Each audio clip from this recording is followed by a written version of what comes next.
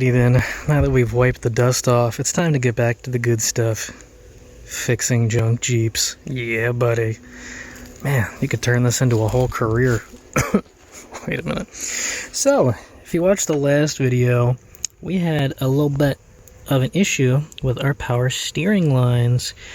More specifically, the high pressure line was leaking at the box fitting and lubricating our entire engine bay with anti-rust, I mean power steering fluid.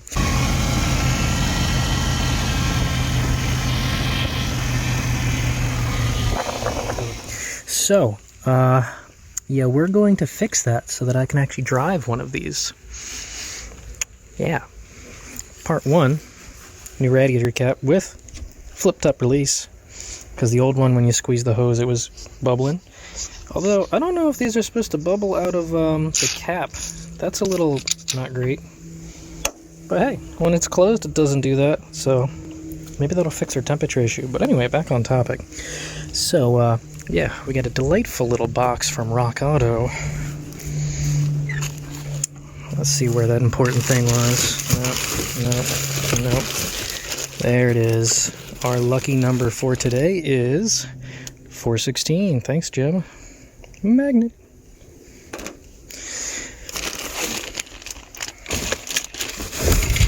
Okay, so for today's install, we've got 3 different hoses. So we have our high pressure line, our low pressure line, and our reservoir line.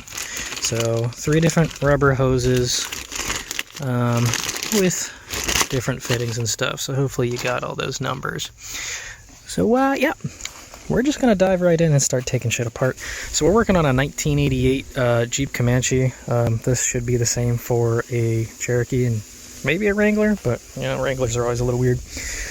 But yeah, we're gonna work on this pile of bolts power steering setup and try to get this going again. So for 2.5 liter guys, we have a high pressure switch, so that when you're using the power steering and there's a lot of load, it'll actually bump the idle up, because you know, we're kind of missing 2 cylinders.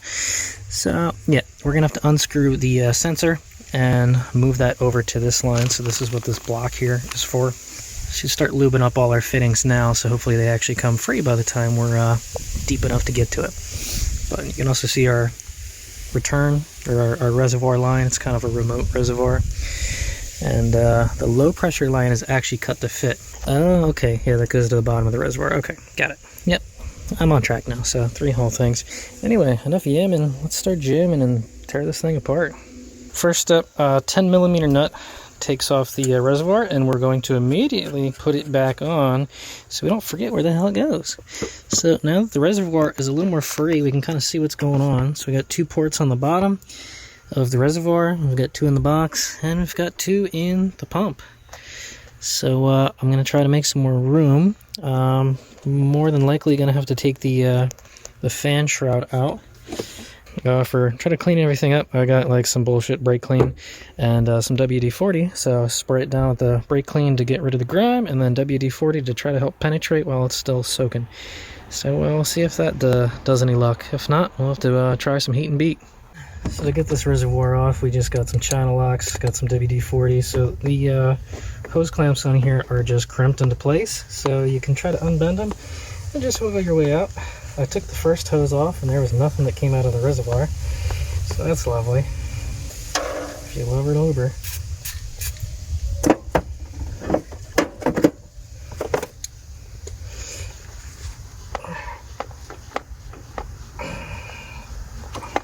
Okay, reservoir is free. Our top setup here was a 5/8, and with a slight whack of my percussive instrument over here, we got some movement. Didn't actually take much, and if you look, the fitting is loose, but not the adapter nut that sits on top of it. So that's good. Now, before I try to take this off more, and we're also going to see if it actually loosens up from the pipe or not, we also got to get our oil pressure, our pressure sensor out. There's some weird plastic clip on this thing. So whatever, however the hell that thing gets out, might not even have to do anything with it, but we're going to try and twist that free with whatever size that is. Alright, so with a pair of pliers you can squeeze the these little tongs and take this plastic sleeve off. After that, this is just a press fit. So it's just a rubber boot. And then the pressure sensor should twist out. Cool. That one is a, whatever the hell size, a 9/16. We're in a slight pickle right now that this hose, the upper line doesn't want to separate from the fitting, like it's kind of stuck together. And yeah, I think I might just hack it off with a hacksaw or something and just unscrew it, since we have an entirely new assembly. There's no reason to save this. Now, down here, from what I can tell, 18mm nuts on that bad boy. And we've got a fan shroud. I took the two bolts out, but we're stuck between the lower radiator hose, the shock absorber, and the fan in the upper hose. There's no way to, like, you know, finagle this thing out of here. So yeah, instead of trying to waste a ton of time doing the bullshit way, we'll just, you know, do it right the first time and save ourselves a lot of headache. So we're gonna take the fan off. So just 4 nuts. We're gonna crack them off and get this bitch out of the way. So just to show you how to get these stubborn things off. So we got a wrench. Got the closed end part of the wrench and another wrench on top to double our preload. We're going to use our bullshit pry bar to hold the fan in place, because without this, the fan will spin. So you got to hold back on this, and then you can break it free. And try not to smash your fingers into the fan blades. I'm probably going to get my ratcheting, well, I would get my ratcheting box end wrench, but I think it's too thick to fit in there, so we might have to do this the slow way. Yeah, we're going to break them free. Alright, now then, look at how much more room we got for activities, huh? You know, this is already a stressful job. You might as well make your job a little easier. Yeah. Okay, now to see if we can get an 18mm on there and crank them bastards free. This guy, free spinning, very nice. So that's one easy one out. Now, as per the shitbox manual, if you have a hose that's stuck, you just put, I think they said about 50 newtons worth of force on like this. And yeah, it should come right out. Boom. Look at that. Yeah, looks about right. Now then, we can take our proper metric propaganda and break the radiator over. Oh yeah, that's nice. Alright. Sweet. Okay. Should be out sometime by tomorrow. Yay! Alright, now, just in case we gotta do some fuckery to this tube, I'm gonna take this one out first and keep these ports covered until we are absolutely ready to do this job, because you don't want any dust or any crap get into your box. So we already know what crap in the box sounds like. Isn't that right, AGR? Haha! Bastards. So, a little unbelievably, I just kept bending the crap out of this, and it finally got to a stuck position. And I can't tell if it's actually loosening or we're just twisting the interior shit out of this until it finally loses mine. Alright, I've been out of practice for a few years. This is more of a two-hander kind of job. But yeah, we're going to keep fucking with this for a little bit and see how it goes. Now, we're going to work in reverse order here. We're going to start with our little tube here, the low pressure. So, kit comes with an O-ring. Make sure to, you know, actually install it. Instructions, it literally just tells you putting on the O-ring. This has to be cut to fit. So, hopefully you didn't chuck that other line just yet, because I guess we're going to try to use that to cut it to length. So, in order to cut this, we got one of these guys. It's a nice little rubber hose cutter. Does pretty darn good job. One more thing. Anti-seize. It's the bee's knees, baby. We are going to put some of that right here so that next time this surface actually wants to let go. I do this with all these fittings because at some point some asshole, probably yourself, is going to have to take this apart again. So, do yourself a favor. Make it easy. Eh? So this is where we get to the part of the video where we find things that we were unaware of. So none of these kits come with any kind of hose clamp situation. The old clamps were the press-on kind. So we're going to use the reusable kind, like so. So I had these old kits laying around. This is a 5/16 to 7/8 hose clamp. This one says it's the same exact size, but it felt a little bigger. It might have just been like open up first. But yeah, you're gonna need 3 of these, one for either side of this reservoir tube, and one side for the low pressure tube. So the low pressure tube is smaller, so this one will have plenty of gap there to tighten that one down. But yeah, make sure that you got those. So yeah, like this side's clamped. Whatever. Alright, so we're getting everything into position. I just cut off the hose. Quite a lot of extra. Now for our reservoir, the like hook shape is what goes on the pump end, and the more right angle side goes on the reservoir. So that's all going to get dropped into place like that. But before we do that, I want to get my high pressure line secured in there. Again, don't forget your O-rings. So this pack comes with 2, thankfully, and it even comes with a little plug kit if for some reason you didn't want or don't care about using your high pressure switch. But since we got the switch, we're gonna put it in there. So yeah, cool. Let's start threading. So I left everything finger tight here just so that I can make sure everything's bent into place. So I had to have this thing completely free floating to get this thing to thread. This side was kind of a pain in the ass, but I finally got it to grab. And then after that, I could bend this one and start to get it in there. So that's good. I've also got the sensor fairly threaded in there. So right now, our only clearance that I'm seeing is the steering down here. So we want to make sure that the rubber is not rubbing against our steering. So yeah, we got a little playroom here. We can bend this in and out a little bit. And we might be able to do something up top if we like push it that way.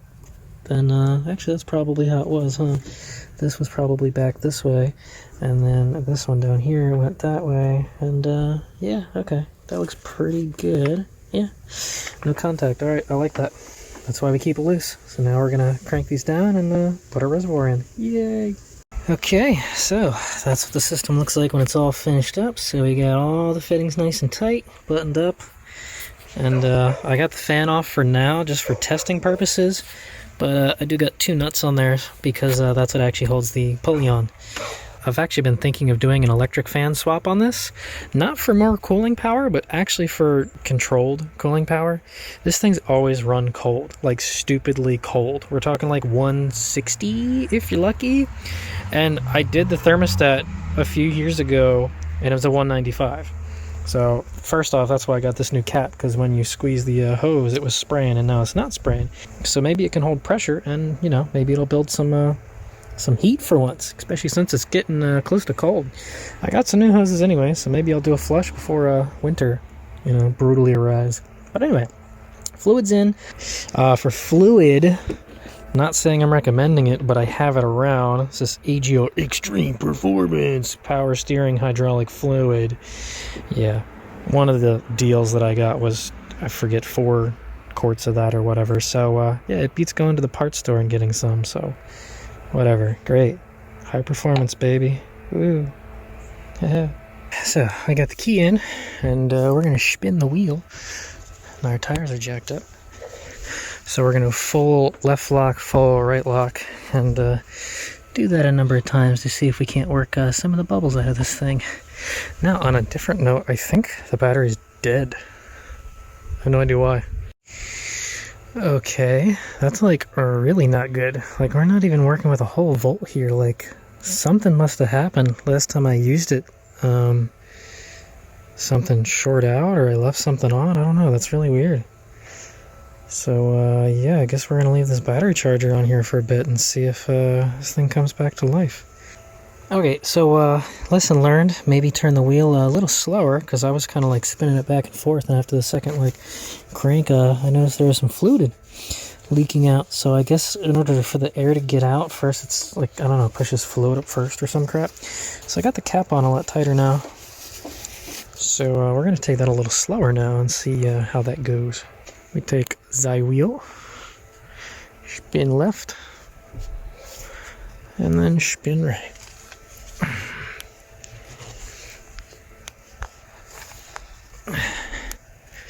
And we'll do that a few times. Alrighty, new day, new shit all over the windshield. So this battery's got about 12 more volts in it than it did yesterday. So I guess we're gonna see if we can actually start it this time and how much fluid starts flying out everywhere. Excuse me, room for one more.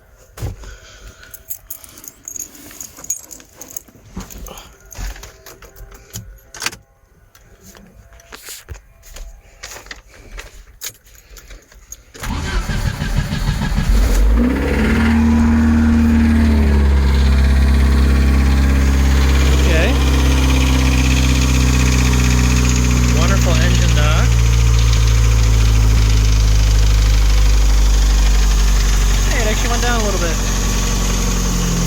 Cool.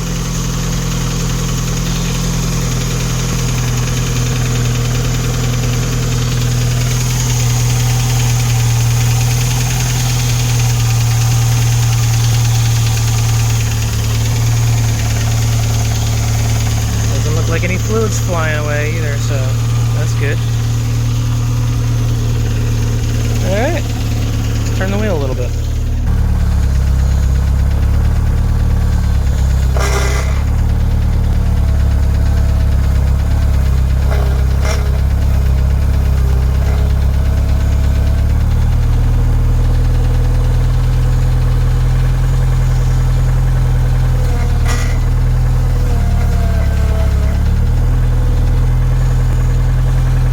There's a little air trapped in the ends or something. Sounded a little funny.